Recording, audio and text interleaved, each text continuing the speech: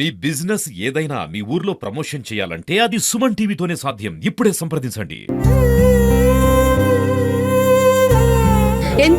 ఎందుకు షిఫ్ట్ చేస్తున్నారు అని అడిగితే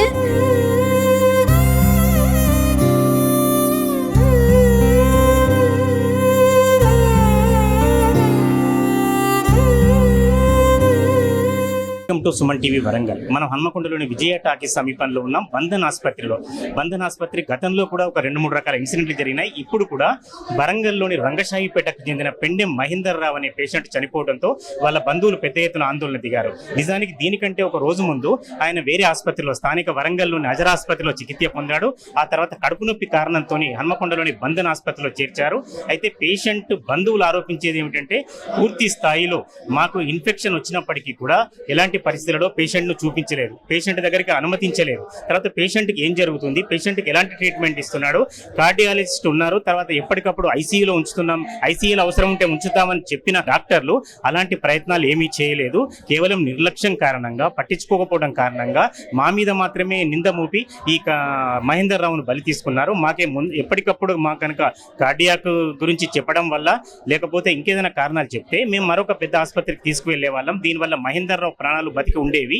మాకు ఎలాంటి నివేదికలు అందజేయక, మెడికల్ రిపోర్టు గురించి చెప్పకుండా చివరి వరకు సాగదీయటం వల్లనే ఈ ప్రాణం బలికొంది.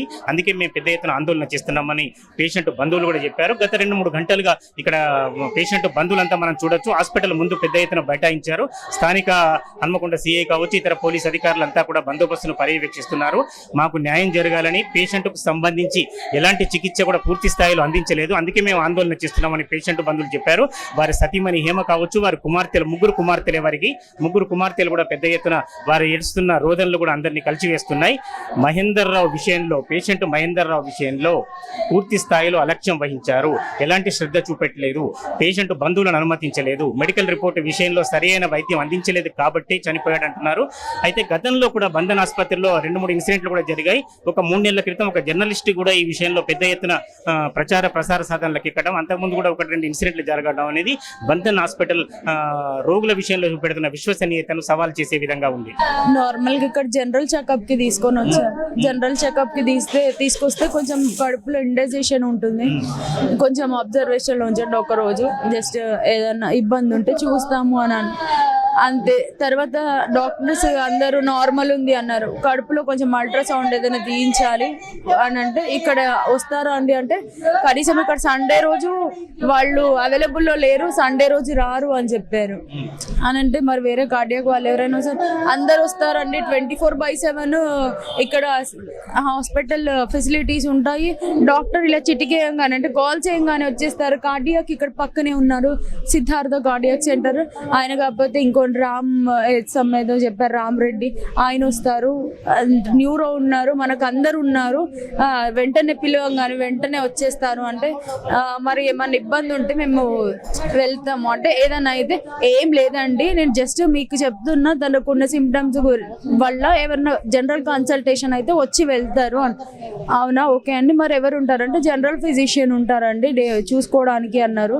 మేము అక్కడ ఇండైజేషన్కి అల్ట్రాసౌండ్ తీస్తే కొంచెం వాటర్ ఫ్లూయిడ్ టెన్షన్ లాగా ఉంది అని అంటే మరి ఎట్లా అండి అని అంటే జస్ట్ మాస్క్ ఏదైనా పెడితే పోతుంది, ఆవిరి లాగా నెబ్లైజర్ లాగా పెట్టేస్తారు కదా, అలా అయినా పెడితే పోతుంది, లేకపోతే ఇంజెక్షన్ చేస్తాము, ఆయనకు అది ఇబ్బంది అయితే ఇంజెక్షన్ చేసి ఒక ఫ్లూయిడ్ కదా పోతుంది అండి, అది కామన్ గా పోస్ట్ కార్డియాక్ సర్జరీ ఎవరికైనా వస్తుంది అని అంటే అవునా అండి, సరే అని అంటే మరి కార్డియాక్ డాక్టర్ ఇక్కడికి వస్తారా అని అంటే ప్రజెంట్ అయితే అవైలబుల్ లేరు, పిలుస్తాము అని అంటే మరి ఇక్కడ అవైలబుల్ లేకపోతే మేము ఎక్కడైతే ఉన్నారో అక్కడికి వెళ్ళొచ్చా అంటే లేదండి వస్తారండి, మేము పిలుస్తాము, పల్మోనాలజిస్ట్ అందరూ వస్తారు, మేము చూస్తాము అని అన్నారు. సరే మరి మేము ఇక మాకు కూడా 1 డే ఉంటే సరే, జస్ట్ 1 డే ఉంటే సరిపోతుంది, అంత కూడా అవసరం లేకపోతే అబ్జర్వేషన్ ఏదైనా ఇబ్బంది ఉంటే అంతే, లేకపోతే ఏం లేదు అని అంటే అడ్మిట్ చేసాం. అడ్మిట్ కూడా నార్మల్ ఏఎంసీ వార్డులోనే అంటే జనరల్ వార్డులోనే ఉంచేసి ఆయన ఇప్పుడు చెప్తున్నారు ఏంటంటే ఐసీయూలో ఉంచమన్నాము, కానీ వీళ్ళు ఏఎంసీలో. అబద్ధాలు ఏంటంటే ఏఎంసీ వార్డులోంచి ఇమ్మీడియట్ చేశారు. సునీత మేడం వచ్చారు, ఆమె వచ్చి జస్ట్ చెకప్ చేశారండి. చేయగానే లంగ్స్ లో కొంచెం ఏదో క్లాత్స్ ఉంది, ఇన్ఫెక్షన్ ఉంది. అది ఒక్క ఇంజెక్షన్ ఇస్తే అంటే అబ్జర్వేషన్ లో పెడితే అది యూరిన్ వల్ల తీసేస్తాము, ఏ ప్రాబ్లం ఉండదని చెప్పారు. ఓకే అంటే మళ్ళీ కాసేపటి తర్వాత ఏదో టెస్టులు అన్నారు. ఇవి ఎందుకు చేయిస్తున్నారు? ఇవన్నీ మేము కార్డియాక్ దగ్గర చేయించిన టెస్టులు. సో మాకు అవన్నీ తెలుసు కాబట్టి, ఎందుకంటే 6 months బ్యాక్ నుంచి ఎవ్రీ మంత్కి ఎవ్రీ 2 monthsకి చేయిస్తున్నాం కాబట్టి టెస్ట్ గురించి మాకు తెలుసు కాబట్టి అందులో సగం టెస్టులు 2 రోజుల బ్యాకే చేయించామండి. అంటే చేయించని ఇంకా 2 ఉన్నాయి, అవి చేయించండి. బిల్ అది మనమే చేసుకోవాలి. యాక్చువల్లీ బిల్లు కూడా టెస్ట్లు అంతా నార్మల్ ఉన్నాయి, టెస్ట్లు కూడా రిపోర్ట్స్ వచ్చాయి, టెస్ట్లు అన్ని నార్మల్ ఉన్నాయి అని కూడా చెప్పారు. టెస్ట్లు అన్ని చేయించి నార్మల్ ఉందండి, అంత పర్వాలేదు అన్నారు. కార్డియాక్ వాళ్ళని పిలిపించండి అంటే కార్డియాక్ అతను వచ్చేసి అంత బాగానే ఉందమ్మా, నేను రిపోర్ట్స్ చూసి అంత బాగానే ఉంది కదా, ఎందుకు అనేసి అంటే కొంచెం ఇది ఫ్లూయిడ్ ఇరిటేషన్ లాగా అంటే అప్పటికి ఇంకా ఇది కూడా చెప్పలేదు ఆయన మాతో. నైట్ నేను యాక్చువల్గా ఏఎంసీలో పెట్టానండి, పెట్టి మీరు ఒకళ్ళు ఎవరైనా చూసుకుంటూ ఉంటారు కదా, ఇక్కడ పెడతాము అన్నారు. అంటే ఓకే అంటే ఏం అంత సివియర్ లేకపోతే ఏఎంసీలో పెడతారు. సో ఏఎంసీలో ఉన్నారు అంటే సివియారిటీ లేదు అని. సో మేము అనుకున్నాము ఒక మనిషి పక్కన ఉంటాడు అంటే ఎమర్జెన్సీ ఉన్న మేము అబ్జర్వ్ చేస్తే వెంటనే చెప్తాము. ఆయన వెంటనే 9:30 వరకు ఉంచి 9:30 తర్వాత ఐసీయూకి షిఫ్ట్ చేస్తున్నాము. ఎందుకు షిఫ్ట్ చేస్తున్నారు అని అడిగితే ఇక్కడ డాక్టర్లు ఏఎంసీలో ఉండరు, ఐసీయూలో అయితే మేము ఉంటాము అని 2 డాక్టర్లు వచ్చి మేము అబ్జర్వ్ చేస్తామండి అంటే, మరి మేము ఉండం కదా, మీరు లోపల ఉంటారు కదా. ఆయన నార్మల్ స్టేజ్ లో ఉన్నారు అన్నారు కదా, బీపీ అండ్ అన్ని నార్మల్ గా ఉన్నాయి కదా, ఎందుకు తీసుకెళ్తున్నారు అన్నాం. ఏమన్నా ప్రాబ్లం ఉంటే మేము కార్డియాక్ దగ్గర పోతామని చెప్పాము. అయినా కూడా ఆయన చేయలేదు. బ్యాలెన్స్ చేస్తున్న అంత ఇబ్బంది ఏం లేదండి. ఇక్కడ ఈ ఏఎంసీలో అయితే ఎవరు ఉండరు కాబట్టి ఐసీయూలో డాక్టర్స్ ఉంటారు కాబట్టి మా అబ్జర్వేషన్ లో ఉంటారని తీసుకెళ్లారు సార్.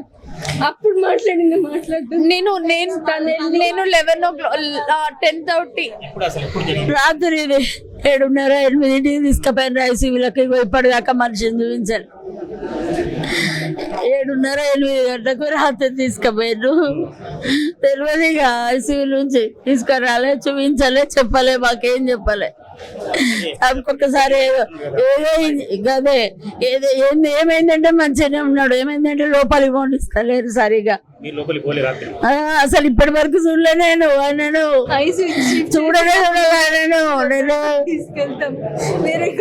రాత్రి నుంచి చూడలే. నిన్న వచ్చిన పనుడు జనరల్ గా క్రిటికల్ ఎవరైనా ఉంటే ఇబ్బంది, ఇంకా లాస్ట్ సిచ్యువేషన్ అన్నప్పుడైనా రండమ్మా మీ వాళ్ళు ఎవరైనా ఉంటే అని చెప్తారు కదా, అది కూడా చెప్పలేదు వీళ్ళు.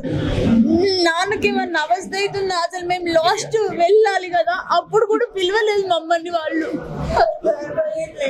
అయిపోయిన తర్వాత అప్పటికి కూడా చెప్పట్లేదు. చెల్లెల్ని చూస్తే వాళ్ళకి సిచ్యువేషన్ అర్థమైనాకైనా ఇది మాది కాదు,